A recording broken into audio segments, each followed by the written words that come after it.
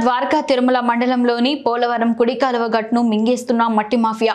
ఈ మట్టి మాఫియాదారులు ఇక్కడ మట్టిని అక్రమంగా తవ్వి అమ్ముకుంటున్నట్టు ఆరోపణలు. గత కొంతకాలంగా పోలవరం కాలువ గట్టును మట్టిని తవ్వి అమ్ముకుంటున్న మైనింగ్, విజిలెన్స్, రెవెన్యూ అధికారులు అటువైపు కన్నెత్తి కూడా చూడకపోవడం ఆశ్చర్యకరం. ఈ మట్టి మాఫియాదారులకు రాజకీయ నాయకులు అండదండలతో యథేచ్ఛగా రాత్రింబవళ్లో గుట్టుచప్పుడు కాకుండా మట్టిని అమ్ముకుంటున్నారు. ఈ మట్టి మాఫియా తవ్వకాల వల్ల పోలవరం కాలువగట్టు బలహీనపడుతుంది. పోలవరం కాలువగట్టును బలహీనపరుస్తూ యథేచ్ఛగా మట్టిని అమ్ముకొని లక్షల్లో సొమ్ము ఆర్జిస్తున్న మట్టి మాఫియాని కట్టడి చేసి మాఫియాదారులపై అధికారులు కఠిన చర్యలు తీసుకోవాలని కోరుకుంటున్న ప్రజలు. నా పేరు రేవూరి వెంకటేశ్వరరావు అండి.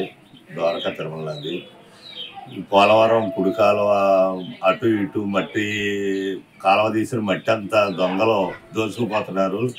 దాని మీద అధికారులు చర్య తీసుకోవట్లేదు, ఎదురికి నాయకులు చర్య తీసుకోవట్లేదు.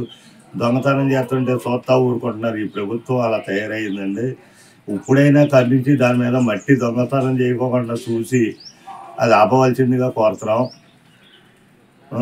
అందుట్లో ఈ మట్టి దొంగలు ఎక్కువైపోయారండి. వాళ్ళ ప్రతి చోట ఇల్లు కట్టుకుంటా కానీ లేకపోతే పొలంలో లెవెల్ చేసుకుంటా కానీ ప్రతి దొంగతనానికి మట్టి ప్రధానం అయిపోయిందండి. వాళ్ళు ఇల్లు కట్టుకోవాలంటే మట్టి కావాలి, ఇసుక కావాలి. ఈ రెండు దొంగతనం అనేది ఎక్కువైపోయిందండి.